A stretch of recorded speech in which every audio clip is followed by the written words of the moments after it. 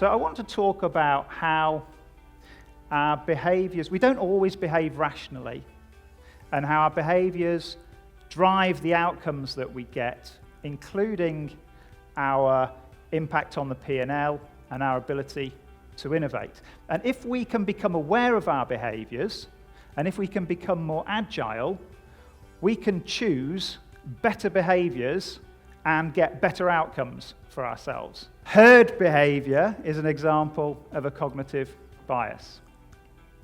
Anchoring or focalizing is another example of a cognitive bias. If I ask you to think of the last 2 digits of your mobile phone number, and then straight away I ask you to estimate the proportion of the United Nations that's made up of African countries, those of you with a higher phone number will come up with a higher estimate. It seems that rather than starting from scratch, we can't help ourselves but to make that estimate by making an adjustment above or below the initial number that we were exposed to. And even if you tell people about the effect of anchoring before you do the experiment, they'll still fall into this trap.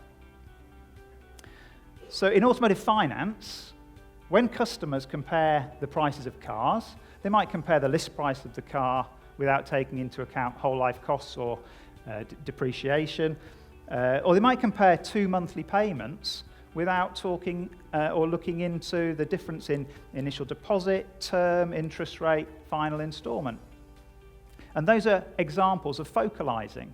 So if the outcomes that we get are a result of our behaviors, I hope you'll start to see that some of our behaviors might not be serving us too well. So those of you may have heard the phrase, when you're good with a hammer, everything looks like a nail.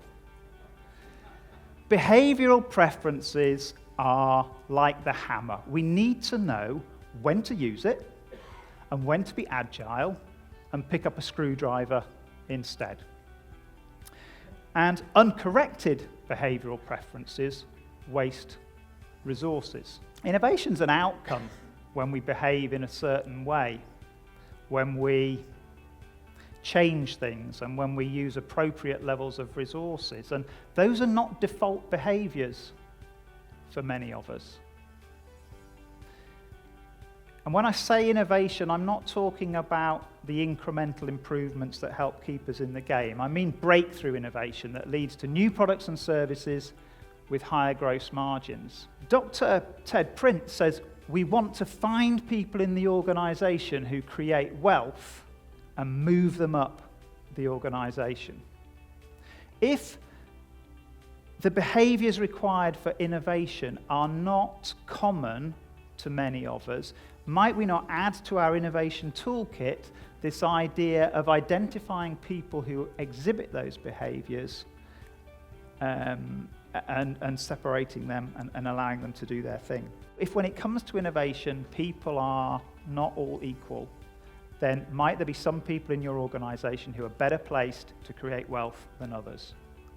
If you're a 100-year-old business, you're not going to turn yourself into a Silicon Valley startup, but you can look at your culture and at your people, and you can make adjustments to try and enable innovation to happen.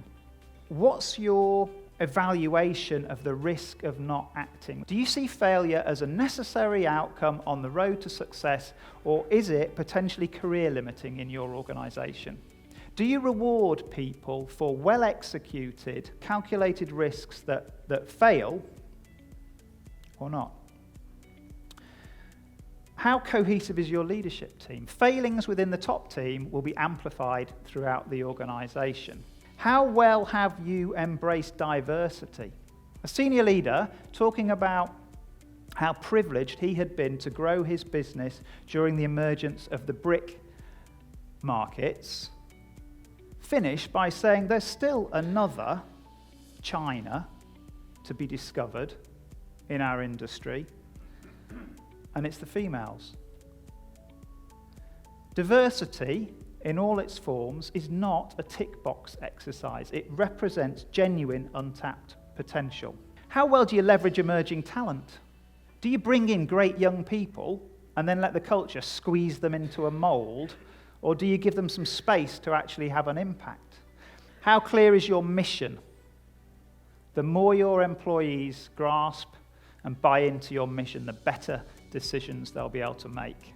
When we assessed a large population within a premium automotive finance company, we found that simply alerting them to their innovation and resource behaviours was enough to get them to start to alter their behaviour. And we also uncovered some people with innovation potential, and we launched a program to help unleash some of that innovation within the business. Go back to your businesses with the paradigm now that maybe there are some people who are just better suited to innovate than others. If anyone would like to pick up this topic with me and talk further, I'd be absolutely delighted to do that. Just get in touch. Thank you very much.